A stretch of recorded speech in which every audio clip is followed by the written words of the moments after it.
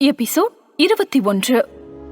தருண் தன்னுடைய நண்பனின் பிறந்தநாள் பார்ட்டிக்காக தீபிகாவை பப்புக்கு அழைத்து செல்வதை பற்றி அஜய் மல்கோத்ராவிடம் கேட்கவும் அவர் சிறிது நேரம் யோசித்துவிட்டு தீபிகாவை கூப்பிட்டார்.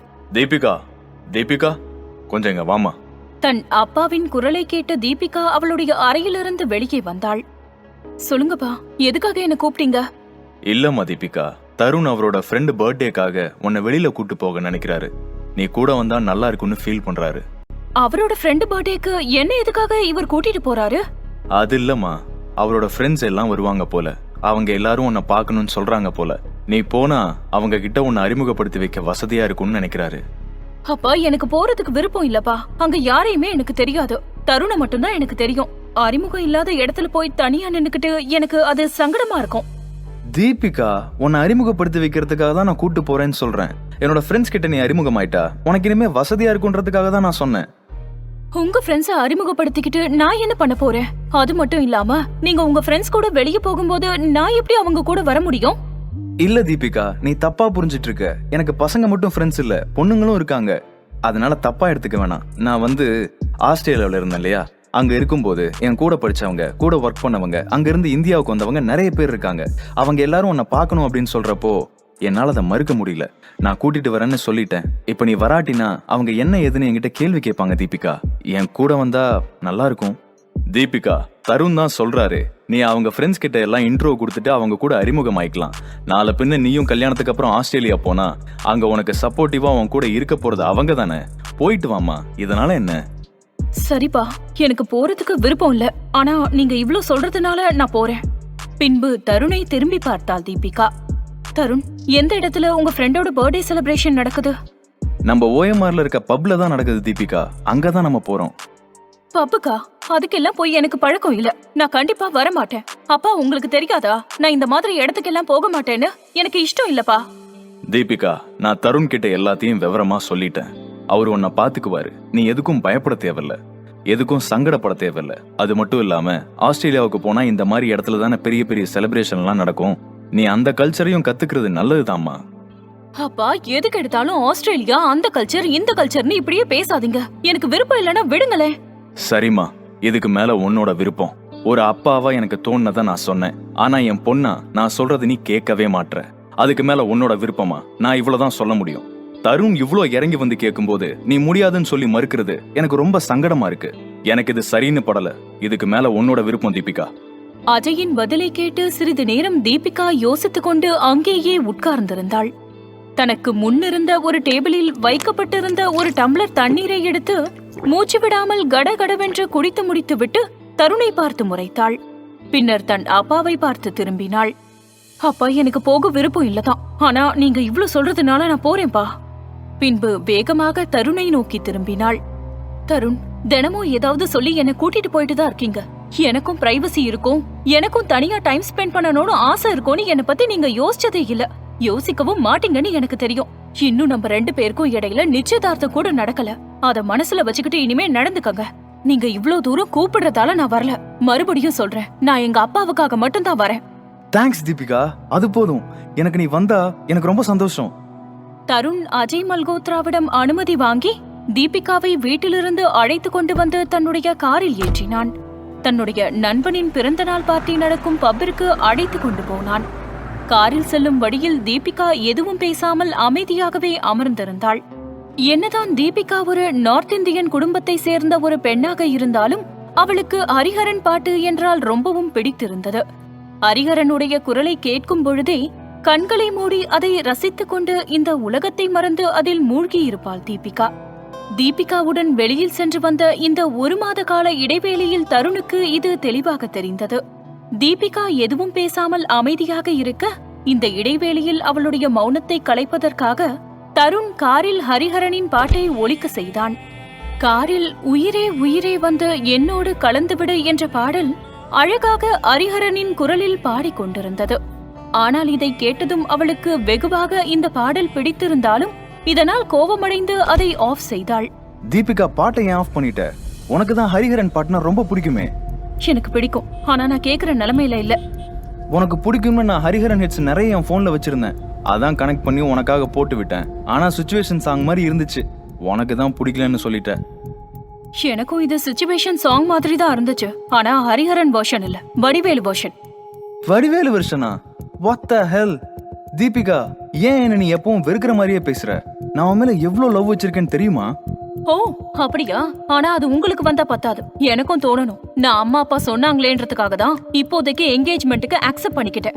ஆனா கல்யாணம் நடக்குமான்னு தெரியாது. சொல்ல போனா நம்மளோட என்கேஜ்மெண்ட்டே இன்னும் நடக்கல. அத நீங்க மனசுல வச்சுட்டு என்கிட்ட பேசுங்க தருண். அப்பா கம்பல் பண்ணதால தான் நான் உங்க கூட வெளியே வந்தேன். இப்பவும் வந்திருக்கேன். ஆனா அத நீங்க பெரிய அட்வான்டேஜா எடுத்துக்காதீங்க. அப்போ உனக்கு என் மேல இன்ட்ரெஸ்ட் இல்லையா? இந்த கல்யாணத்துல விருப்பம் இல்லையா? இதை நீ உங்க வீட்டுல சொல்ல வேண்டியதானே? என்னால சொல்ல முடியாது. வேணும்னா எனக்கு இந்த கல்யாணத்துல இஷ்டம் இல்லைன்னு சொல்லி நீங்களே போய் எங்க அப்பா கிட்ட சொல்லி நிறுத்துங்க. உங்களால முடிஞ்சா இந்த நல்ல காரியத்தை செய்யுங்க ப்ளீஸ். தீபிகா, எனக்கு புரியுது. நீ சென்னை கல்ச்சர்ல வளர்ந்த பொண்ணு. நீ லண்டன் போய் படிச்சுட்டு வந்தேன்னு சொன்னா யாருமே நம்ப மாட்டாங்க. ஆனா நான் அப்படி இல்ல. என்னோட life style totally Australia people மாதிரி தான் இருக்கும். உனக்கும் எனக்கும் ஒத்து போகாதுன்னு நீ நினைக்கலாம். ஆனா அப்படிலாம் கிடையாது. உனக்கு என் மேல இன்ட்ரெஸ்ட் இல்லைன்னு எனக்கு முதல்லயே தெரியும். ஆனா உன்னை பார்த்த உடனே எனக்கு ரொம்ப பிடிச்சிருந்தது. கல்யாணம் பண்ணா கண்டிப்பா உன்னதான் கல்யாணம் பண்ணிக்கணும் அப்படின்னு அப்பவே நினைச்சிட்டேன். முதல்ல எங்க அக்கா, நீரஜ் மாமா எல்லாரும் சொன்னப்ப நான் இதை அவ்வளவு பெரிய விஷயமா எடுத்துக்கல. ஆனா உன்னை பார்த்ததுக்கு அப்புறம் தான் அவங்க என் வாழ்க்கையில தப்பான டெசிஷன் எடுக்கலன்னு நான் ஒரு முடிவுக்கு வந்தேன். எனக்கு நம்பிக்கை இருக்கு தீபிகா. போக போக உனக்கும் கண்டிப்பா என் மேல இன்ட்ரெஸ்ட் வரும். என்ன பிடிக்கும், நீயும் என்ன லவ் பண்ணுவ. பாக்கலாம். நீங்க இப்ப அமைதியா வந்தா நான் உங்க கூட வருவேன். இல்லனா என்னை இங்க இறக்கி விட்டுருங்க. நான் ஒரு ஆட்டோ பிடிச்சு வீட்டுக்கு போறேன். ஆட்டோ பிடிச்சா? தீபிகா, நீ ஒரு பில்லியனரோட பொண்ணு. நீ ஒரு ஃபோன் பண்ணா உன்னை பிக்கப் பண்றதுக்கு எத்தனையோ கார் வரும். ஆனா அதை விட்டுட்டு ஆட்டோ பிடிச்சு போறேன்னு பேசிட்டு இருக்க. இப்பதானே சொன்னேன் நீ பக்கா சென்னை பொண்ணு. அது மட்டும் இல்லாம உங்க அப்பா நிறைய பணத்தை ஏதேதோ பிசினஸ்ல இன்வெஸ்ட் பண்ணிட்டு இருக்காரு. ஆனா அதெல்லாம் உன்னை பாக்குறவங்க யாருமே நம்ப மாட்டாங்க. நீ பாக்குறதுக்கு எவ்வளவு அழகா இருந்தாலும் கொஞ்சம் கூட உன்கிட்ட ஆடம்பரமே இல்ல. ஆனா என்ன கல்யாணம் பண்ணிக்க போற பொண்ணு இப்படி இருக்கிறத நான் விரும்ப மாட்டேன். இனிமே நீ கொஞ்சம் உன்னோட ஸ்டேட்டஸுக்கு ஏத்த மாதிரி நடந்துக்கோ. அதுதான் நம்ம ஃபேமிலிக்கு நல்லது. இப்பதான் ஏதோ டயலாக் பேசுனீங்க. ஆனா அதுக்குள்ள நான் என்ன சேஞ்ச் பண்ணிக்கணும்னு சொல்ற அளவுக்கு வந்துட்டீங்க. இன்னும் என்னென்னலாம் சொல்ல போறீங்களோ தெரியல. ஒரு பொண்ணை பிடிச்சிருக்குன்னா அந்த பொண்ணை மாத்தணும்னு நினைக்க கூடாது. அந்த பொண்ணை இருக்கிற மாதிரியே அவளை ஏத்துக்க பழகிக்கணும். முதல்ல அதை நீங்க கத்துக்கங்க தருண். அதுக்கப்புறம் நான் எதுல போகணும்ன்றது என்னோட இஷ்டம். என்னோட இஷ்டத்தை நான் யாருக்காகவும் மாத்திக்க மாட்டேன். அத முதல்ல புரிஞ்சுக்கங்க. தீபிகா, கூல். எதுக்காக இவ்ளோ கோவப்படுற? இருவரும் பேசிக் கொண்டிருக்கும் பொழுது அவர்கள் போக வேண்டிய OMR கிளப் வந்தது. தருண் அந்த கிளப் வாசலில் காரை நிறுத்தவும் தீபிகா அதிலிருந்து இறங்கினாள். தீபிகா, 2 மினிட்ஸ் வெயிட் பண்ணு. நான் போய் காரை பார்க் பண்ணிட்டு வந்துடுறேன். தீபிகா எதுவும் சொல்லாமல் அமைதியாக அந்த இடத்தில் நின்று கொண்டு அந்த கிளப்பிற்குள் செல்லும் ஒவ்வொருவரையும் வேடிக்கை பார்த்து கொண்டிருந்தாள். தருண் கார் பார்க்கிங்கில் காரை பார்க் செய்துவிட்டு அந்த இடத்திற்கு வந்து தீபிகாவுடன் கிளப்பிற்குள் சென்றான். உள்ளே செல்லவும் அங்கு ஒரு 10-15 பேர் தருணை பார்த்ததும் வேகமாக வந்து அவனை கட்டிப்பிடித்துக் கொண்டனர். அவனை வரவேற்று பார்ட்டி நடக்கும் அந்த இடத்திற்கு அழைத்து சென்றார்கள். தருணுக்கு பின்னாடி தீபிகாவும் எதுவும் பேசாமல் அமைதியாகவே சென்று கொண்டிருந்தாள். அந்த இடம் மட்டுமல்லாமல் அங்கிருந்த மனிதர்களும் தீபிகாவிற்கு புதுவிதமாக தெரிந்தார்கள். தீபிகா என்னதான் ஒரு பெரிய பணக்கார குடும்பத்தை சேர்ந்த பெண்ணாக இருந்தாலும் அவளுக்கு இந்த பப் கலாச்சாரம் என்பது ஒரு அரிய விஷயமாகவும் தெரியாத விஷயமாகவும் தான் இருந்தது. அவள் லண்டனில் படித்த காலத்திலேயே நண்பர்களுடன் பீச், பார்க், சினிமா போன்ற இடங்களுக்கு செல்வதுண்டு. விதவிதமான ஹோட்டல்களுக்கும் சிறிய சிறிய கடைகளுக்கும் சென்று விதவிதமான உணவுகளை எக்ஸ்ப்ளோர் பண்ணுவது அவளுக்கு மிகவும் பிடித்தமான ஒன்றாக இருந்தது. ஆனால் ஒரு நாள் கூட அவள் இந்த பப்புக்கெல்லாம் சென்றதில்லை. ஆனால் அதையெல்லாம் அவள் பெரிதாக எடுத்துக்கொள்ளாமல் தருணுடன் அமைதியாகவே அந்த இடத்திற்கு சென்றாள். பார்ட்டி நடக்கும் இடத்திற்கு செல்லவும் அங்கு போடப்பட்டிருந்த சோஃபாவில் தருண் ஃப்ரெண்ட்ஸ் அனைவரும் ஆண்கள் பெண்கள் என எந்த பாகுபாடும் இல்லாமல் கூட்டமாக உட்கார்ந்திருந்தார்கள். அவர்கள் தருணை பார்த்ததும் வேகமாக அங்கிருந்து எழுந்து வந்து அவனிடம் கைகுலுக்கிக் கொண்டு தீபிகாவை பற்றி கேட்க ஆரம்பித்தார்கள். தருணும் தீபிகாவை தன்னுடைய நண்பர்களுக்கு தன்னுடைய ஃபியான்சி அவள் என்று அறிமுகம் செய்து வைத்தான். தருணின் நண்பர்கள் தீபிகாவிடம் கைகுலுக்கி அவளுடன் அறிமுகமாகிக் கொண்டார்கள். தீபிகா அவர்களுடன் ஒரு பொய் புன்னகையுடன் அறிமுகமாகி அவர்களுடன் உட்கார்ந்திருந்தாள். அந்த இடத்தில் அனைவருக்கும் ஒரு ஷாம்பெயின் கொடுக்கப்பட்டது. அங்கே வைக்கப்பட்டிருந்த ஷாம்பெயினை எடுத்து அனைவரும் குடித்துக் கொண்டிருந்தார்கள். ஆனால் தீபிகா அதை எடுத்துக்கொள்ளவே இல்லை. அதை பார்த்து தருண் அவளுக்கு பக்கத்தில் வந்தான். தீபிகா, என்ன பண்ற? என் ஃப்ரெண்ட்ஸ் எல்லாம் உன்னை என்ன நினைப்பாங்க? ஷாம்பெயின் எடுத்துக்கோ. தருண், அப்பா என்ன சொல்லி உங்க கூட என்ன அனுப்புனாரு? எனக்கு இந்த மாதிரி இடம் எல்லாம் பழக்கம் இல்லைன்னு தானே சொன்னாரு. இப்ப நீங்க என்ன இத குடிக்க சொல்றது என்ன கட்டாயப்படுத்துற மாதிரி இருக்கு. தீபிகா, சில்லியா பிஹேவ் பண்ணாத. இது வெறும் ஷாம்பெயின், அவ்வளவுதான். மத்தபடி நீ நினைக்கிற மாதிரி ஹெவி ட்ரிங்க் கிடையாது. தருண், இதோட ஆல்கஹால் லெவல் 12% எனக்கு தெரியாதுன்னு நினைக்காதீங்க. நான் ஒரு ஃபுட்டிங்கிறத மறந்துட்டு நீங்க இங்க என்கிட்ட பேசிக்கிட்டு இருக்கீங்க. எந்த ஃபுட்ல என்னென்ன இருக்குன்னு எனக்கு எல்லாம் தெளிவா தெரியும். என்னை ஏமாத்தலான்னு நினைக்காதீங்க. அது மட்டும் இல்லாம இத குடிக்கிறதும் குடிக்காததும் என்னோட விருப்பம். சரி, உனக்கு லெமன் ஜூஸ், ஆரஞ்சு ஜூஸ் அந்த மாதிரி ஏதாவது வாங்கி கொடுக்கட்டுமா? அதாவது ஓகேவா? தீபிகா சில நொடிகள் யோசித்துவிட்டு பதில் ஏதும் சொல்லாமல் தலையை மட்டும் ஆட்டினாள். அவள் பதிலை புரிந்து கொண்டு தருண் அவளுக்கு ஒரு லெமன் ஜூஸ் ஆர்டர் செய்தான். 1 lemon juice please. Lemon juice அங்கு வருவதற்குள் தீபிகா அதுவரை தன்னுடைய போனில் எதையோ பார்த்து கொண்டிருந்தாள். அப்போது கதிருடன் ஃபுட் ட்ரக்கில் வைத்து தான் முதலாக எடுத்திருந்த அந்த போட்டோ வந்ததும் அதில் கதிருடைய போட்டோவை ஜூம் செய்து அவனுடைய அழகை ரசித்துக் கொண்டிருந்தாள். தருணின் வருகையால் இந்த சில நாட்களாக கதிரை அவளால் அடிக்கடி சந்திக்க முடியவில்லை என்பதால் அவளுக்கு சிறிய வருத்தம் இருந்தது. தீபிகா மனதிற்குள் கதிரை பற்றி நினைத்துக் கொண்டிருக்கும் போதே அவளுக்கு முன்பாக இருந்த டேபிளில் ஒரு லெமன் ஜூஸ் வந்து வைக்கப்பட்டது. தீபிகா அதை எடுத்து குடித்துக் கொண்டு மறுபடியும் தன் போனில் இருந்த ஒவ்வொரு போட்டோவாக பார்த்து கொண்டிருந்தாள். தருண் தீபிகாவை கண்டுகொள்ளாமல் அவனுடைய நண்பர்களுடன் பார்ட்டியில் ஆடிக்கொண்டிருந்தான். இதற்கிடையில் லண்டனிலிருந்து ஏர்போர்ட்டில் வந்து இறங்கிய அன்று ஈஸ்வரும் தீபிகாவும் எடுத்துக்கொண்ட போட்டோ ஒன்று அவள் கண்ணில் தென்பட்டது. அதை கிளிக் செய்து பார்த்தாள். எல்லாம் இந்த குரங்கு பயலாலதான் எனக்கு இந்த நிலைமை. இவன் மட்டும் தேவையில்லாம நீரஜண்ணா கிட்ட எதை பத்தியும் சொல்லாம இருந்திருந்தா இன்னைக்கு நான் இந்த இடத்துல தருண் கூட இல்லாம ஜாலியா ஏன் இஷ்டத்துக்கு ஏதாவது ஒரு ஹோட்டல்ல உட்கார்ந்து சாப்பிட்டுக்கிட்டு இருந்திருப்பேன். இல்லனா கதிரோட ஃபுட் ட்ரக்ல ஹனி சிக்கனை டேஸ்ட் பண்ணிக்கிட்டு இருந்திருப்பேன். எல்லாத்தையும் கெடுத்துட்டான். இவன் மூஞ்சிய பார்க்க எனக்கு கோவமா வருது. ஈஸ்வர், இனிமே உன்கிட்ட நான் பேசவே போறதில்ல, உன்னை பார்க்கவும் போறதில்ல.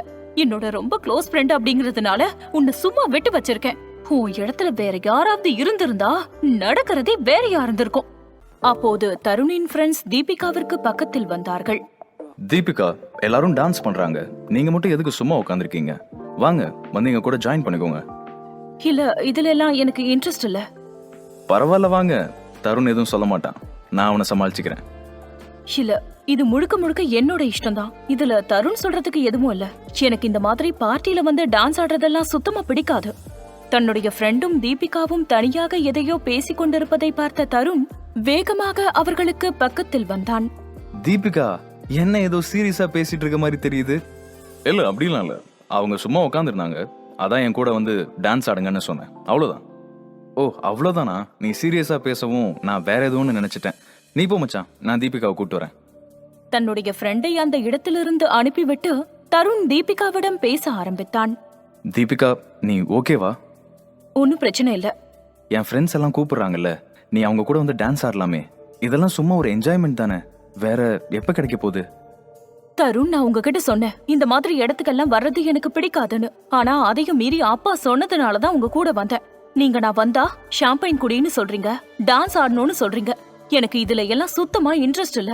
ப்ளீஸ் என்ன விட்டுருங்க. நீங்க போய் உங்க பார்ட்டியை என்ஜாய் பண்ணுங்க. நான் அதுவரை வெயிட் பண்றேன். எனக்கு ஒன்னும் பிரச்சனை இல்ல. அதுக்காக இல்ல தீபிகா, உனக்கு இந்த கல்யாணத்துல இன்ட்ரெஸ்ட் இல்லைன்னு எனக்கும் உனக்கும் மட்டும் தான் தெரியும். அது என் ஃப்ரெண்ட்ஸுக்கும் தெரியணும்னு நினைக்கிறியா? அவங்களுக்கு மத்தியில இது ஒரு டாபிக்கா போக வேணாம்னு நான் நினைக்கிறேன். அத பத்தி எனக்கு எந்த கவலையும் இல்ல. ஆனா எனக்கு மேரேஜ்ல இன்ட்ரெஸ்ட் இல்லன்னு இதுவரை உங்க ஃப்ரெண்ட் யாருக்கும் நான் சொல்லல. நீங்க சொல்றதும் சொல்லாம இருக்கிறதும் உங்களோட விருப்பம். இல்ல தீபிகா, நான் என்ன சொல்ல வரேன்னா, ப்ளீஸ் தருண், உங்களுக்காக நான் இவ்ளோ தூரம் வந்ததே பெருசு. என்னை எதுக்கும் கம்பல் பண்ணாதீங்க. நீங்க போய் உங்க பார்ட்டியை என்ஜாய் பண்ணுங்க ப்ளீஸ். இதுக்கு மேல உன்னோட இஷ்டம் தீபிகா. தீபிகாவிடமிருந்து தருண் விலகிக் கொண்டு அங்கிருந்த ஒரு பார் சேரில் போய் அமர்ந்து கொண்டான். 1 லார்ஜ் ப்ளீஸ். அந்த சேருக்கு அடுத்த பக்கமாக உட்கார்ந்திருந்த நபர் ஒரு ஆல்கஹால் டம்ளரை அவனுக்கு முன்பாக இருந்த டேபிளில் வைக்கவும் அதை எடுத்து மூச்சு விடாமல் குடித்து முடித்தான். அந்த டம்ளரை அந்த டேபிளில் சத்தத்துடன் வைத்தான்.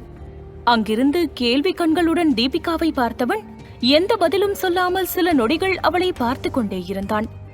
ஆனால் தீபிகா இதையெல்லாம் கவனிக்காமலும் கண்டுகொள்ளாமலும் கையில் இருக்கும் லெமன் ஜூஸையும் பார்ட்டியில் டான்ஸ் ஆடுபவர்களையும் பார்த்து கொண்டிருந்தாள்.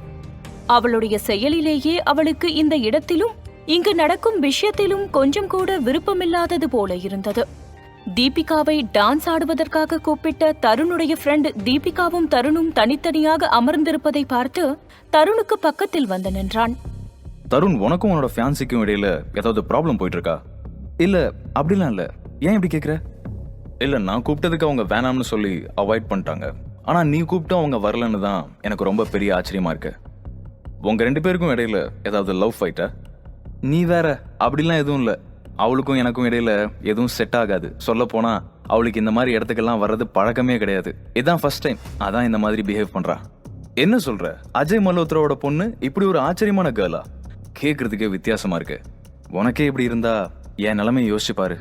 இங்க அவளை கூட்டிட்டு வர்றதுக்குள்ள நான் பட்ட பாடு எனக்கு தான் தெரியும். அவங்க அப்பா கெஞ்சாத குறையா அவளை அனுப்பி வச்சிருக்காரு. இங்க வந்து எதை சொன்னாலும் நான் அப்பாக்காக தான் வந்தேன், எனக்கு பிடிக்கல, லிமிட்டா இருந்துக்கோ, அட்வான்டேஜ் எடுத்துக்காதுன்னு ரொம்ப பேசுறா. கடுப்பா இருக்கு மச்சான். இதுல என் மேல அவளுக்கு இன்னும் இன்ட்ரெஸ்டே இல்லைன்னு சொல்றா. தருண், இதனால நம்பவே முடியல. ஆஸ்திரேலியால உன் பின்னாடி எத்தனை பொண்ணுங்க சுத்துவாங்க. பொண்ணுங்க இல்லாம நீ இருந்ததே கிடையாது. ஆனா நீ கல்யாணம் பண்ணிக்க போற பொண்ணுக்கு உன் மேல இன்னும் இன்ட்ரெஸ்ட் வரல. நீ அந்த ஊர்ல பொண்ணுங்க கூட சுத்தும் போதெல்லாம் எங்களுக்கே காண்டா இருக்கும். ஒரு பொண்ணை கரெக்ட் பண்றதுக்கு எங்களுக்கு மூச்சு திணறிடும். உன்னை சுத்தி எப்பவுமே 4-5 பொண்ணுங்க இருப்பாங்களா? எங்களுக்கு கொஞ்சம் பொறாமையா தான் இருக்கும். அதெல்லாம் தான் இப்போ உங்ககிட்ட கர்மாவா வேலை பார்க்குதுன்னு நினைக்கிறேன். ஒரு வேலை இருக்கலாம், உங்களோட கண்ணுப்பட்டு தான் என்னோட பர்சனல் லைஃப் இப்படி ஆயிப்போச்சு. ஆனா சீக்கிரமே அவளுக்கு என் மேல இன்ட்ரெஸ்ட் வந்துடும் நினைக்கிறேன். ஏண்டா, உனக்கா சொல்லிக் கொடுக்கணும்? எத்தனை பொண்ணுங்களை நீ ஃப்ளோட் பண்ணிருப்ப. அந்த மாதிரி இவகிட்ட ஒரு 4 டயலாக் போட்டு வைக்க வேண்டியது தானே? டே, நீ வேற மற்ற பொண்ணுங்க கிட்ட பேசுற மாதிரி டயலாகா பேசல, உண்மையாவே பேசின. அதை இன்னும் நம்பல. ஆனா இதெல்லாம் தாண்டி நான் ஆஸ்திரேலியால அப்படி இருந்தேன் இப்படி இருந்தேன்னு அவளுக்கு எதுவும் தெரிஞ்சிடக்கூடாது. தெரிஞ்சுட்டா அவளுக்கு லைஃப் முழுக்க என் மேல இன்ட்ரெஸ்டே இல்லாம போயிடும். என்கிட்ட உளர்ன மாதிரி அவகிட்ட போய் எதுவும் உளறி வச்சிடாத மச்சான். நான் ஏன் அப்படி எல்லாம் பண்ண போறேன்? நீ பயப்பட தேவையில்ல. முடிஞ்ச வரைக்கும் சீக்கிரமா தீபிகாவை வழிக்கு கொண்டு வர பாரு. ஆமா, உங்க 2 பேருக்கும் என்கேஜ்மெண்ட் எப்போன்னு ஃபிக்ஸ் ஆயிடுச்சா? டேட் இன்னும் ஃபிக்ஸ் ஆகல. ஆனா தீபிகாவோட பர்த்டே அடுத்த வீக் வருது. அன்னைக்கு தான் அவங்க அப்பா எல்லார்கிட்டையும் அனௌன்ஸ் பண்ண போறதா சொல்லியிருக்காங்க. இந்த விஷயம் தீபிகாவுக்கே தெரியாது. அவளுக்கு இது சர்ப்ரைஸ்னு அவங்க அப்பா சொல்லியிருக்காரு. மேபி ஆஃப்டர் என்கேஜ்மெண்ட் அவளுக்கு உன் மேல இன்ட்ரெஸ்ட் வரலாம் இல்லையா? நான் ஏன் சொல்றேன்னா, அவ பாக்குறதுக்கு ஒரு நல்ல பொண்ணு மாதிரி தெரியுதா, அதான் சொல்றேன். ஒருவேளை அவ நினைச்சிருக்கலாம் இல்லையா, என்கேஜ்மெண்ட் அதுக்கப்புறம் ஒரு நல்ல ரிலேஷன்ஷிப் கிரியேட் பண்றது அவளுக்கு ஓகேவா பட்டிருக்கலாம். அவ பார்வையில இருந்து நீ யோசிச்சு பாரு. ஆனா இந்த பொண்ணை விட்டுறாத மச்சான். இவ ரொம்ப நல்ல பொண்ணா இருக்கா. எனக்கும் அதான் தோணுது. வீட்டுல எல்லாரும் சொன்னப்போ எனக்கு இன்ட்ரெஸ்ட் இல்லாம தான் இருந்துச்சு. ஆனா அவளை பார்த்ததும் எனக்கு பிடிச்சிருக்கு. அவ சீக்கிரமா மனசு மாறணும், இல்லனா என் கதி அவ்வளவுதான். அவளை பாரேன், இவதான் அஜய் மல்ஹோத்ராவோட பொண்ணுன்னு சொன்னா யாராவது நம்புவாங்களா? ஆரம்பத்தில் புதுவிதமாக பார்த்தவள் போக போக பெண்களும் ஆண்களும் கைகோர்த்து டான்ஸ் ஆடுவதை ரசிக்க ஆரம்பித்தாள். அந்த நேரத்தில் அவளுக்கு முன்னால் இருந்த டேபிளில் போன் அலறும் சத்தம் கேட்டது. அதை எடுத்து பார்த்தவளுக்கு கொஞ்சம் அதிர்ச்சியாகவும் தாளாத கோபமாகவும் இருந்தது. இந்த ஈஸ்வர் எதுக்காக இப்ப போன் பண்றான்? இப்பதான் இவன் போட்டோவை பார்த்து மூஞ்சியவே பாக்குறதுக்கு பிடிக்கலன்னு சொன்னேன். இனிமே பேசக்கூடாதுன்னு நினைச்சாலும் இவன் விட மாட்டான் போல இருக்கு. அட்டன் பண்ணலன்னு தெரியுதுல, அதான் அவாய்ட் பண்றேன்னு புரியுதுல.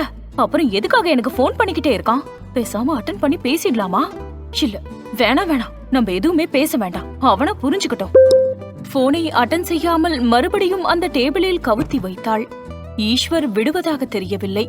மறுபடியும் போன் அடித்துக் கொண்டே இருந்தான். 5 முறைக்கு மேல் ஈஸ்வரிடமிருந்து போன் வந்ததும் கோபத்தில் என்ன செய்வது என்று தெரியாமல் போனை எடுத்து ஸ்விட்ச் ஆஃப் செய்துவிட்டு மறுபடியும் அதே டேபிளில் கவுத்தி வைத்தாள்.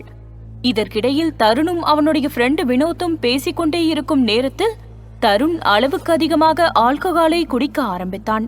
இதனால் தருணுக்கு அதிக போதையானது. ஆரம்பத்தில் ஃபார்மலாக ஷாம்பெயின் குடித்து பார்ட்டியில் தன்னுடைய நண்பர்களுடன் டான்ஸ் பண்ணி கொண்டிருந்தவன் இப்போது அதிக போதையின் காரணமாக தட்டு தடுமாறி தீபிகாவுக்கு பக்கத்தில் சோஃபாவில் சென்று அமர்ந்தான். தீபிகா கோபத்துடன் தருணை பார்த்தாள். தருண், நம்ம வீட்டுக்கு போகலாமா? இல்ல தீபிகா, நம்ம இங்கே இருக்கலாம். இன்னும் பார்ட்டி முடியல இல்லையா? உங்களுக்கு இப்பவே போதை அதிகமாயிடுச்சு. தருண், நீங்க இப்படி இருந்தா கார் ஓட்டிட்டு போறது ரொம்ப கஷ்டம். நம்ம இப்பவே கிளம்பலாம். நான் டிரைவ் பண்ணிட்டு போறேன். இல்ல தீபிகா, இன்னும் கொஞ்ச நேரம் ப்ளீஸ், எனக்காக. தருணின் பேச்சை மீற முடியாமல் அங்கேயே உட்கார்ந்து கொண்டிருந்தாள். மனதிற்குள் ஏதோ யோசித்துக் கொண்டிருந்தாள். எல்லாம் அப்பாவை சொல்லணும். தேவையில்லாம என்ன தருண் கூட அனுப்பி விட்டுட்டாரு. இப்ப பாரு, இவன் மூக்கு முட்டை குடிச்சிட்டான். நான் காரை டிரைவ் பண்ணிட்டு போனாலும் நான் வீட்டுக்கு போனதுக்கு அப்புறம் இவன் எப்படி வீட்டுக்கு போவான்? அத பத்தி நமக்கு கவலை இல்ல. நம்ம சேஃப்டி தான் நமக்கு முக்கியம். இருந்தாலும் ஒரு பக்கம் பாவமா இருக்கு. பேசாம இவனை இவன் வீட்டுல டிராப் பண்ணிட்டு நம்ம வீட்டுக்கு போகலாமா? ஆனா அவன் வீட்டுக்கு போனா அது இதுன்னு பேச ஆரம்பிப்பாங்க. நமக்கு இன்னும் கொஞ்சம் கடுப்பாகும். ஆல்ரெடி மேரேஜ்ல வேற இன்ட்ரெஸ்ட் இல்லாம ஒரு பக்கம் கதிர் ஒரு பக்கம் தருண் அப்படின்னு நாமளே குழம்பிட்டு இருக்கோம். எல்லாம் இந்த ஈஸ்வர் எருமையால வந்துச்சு. டே ஈஸ்வர், நீ மட்டும் என் கையில கிடைச்ச உன்னை கொன்னே போட்டுருவேன். இது எல்லாத்துக்கும் காரணம் நீதான். பக்கத்தில் தருண் நேராக உட்கார கூட முடியாமல் சாய்ந்து சோஃபாவில் படுத்திருந்தான். தருண், நீங்க இங்கே உட்கார்ந்துருங்க, நான் ரெஸ்ட் ரூம் போயிட்டு வந்துடுறேன். பதில் ஏதும் சொல்லாமல் தருண் அங்கேயே சாய்ந்து கொண்டிருந்தான். தீபிகா தலையில் அடித்துக் கொண்டு அங்கிருந்து எழுந்து வேகமாக ரெஸ்ட் ரூம் எங்கிருக்கிறது என அங்கிருந்தவர்களிடம் விசாரித்து நேராக அங்கு சென்றாள். அப்போது வாஷ்ரூமிற்கு சென்ற சில நிமிடங்கள் கழித்து வெளியே வந்தவள் கை கழுவி கொண்டிருந்தாள்.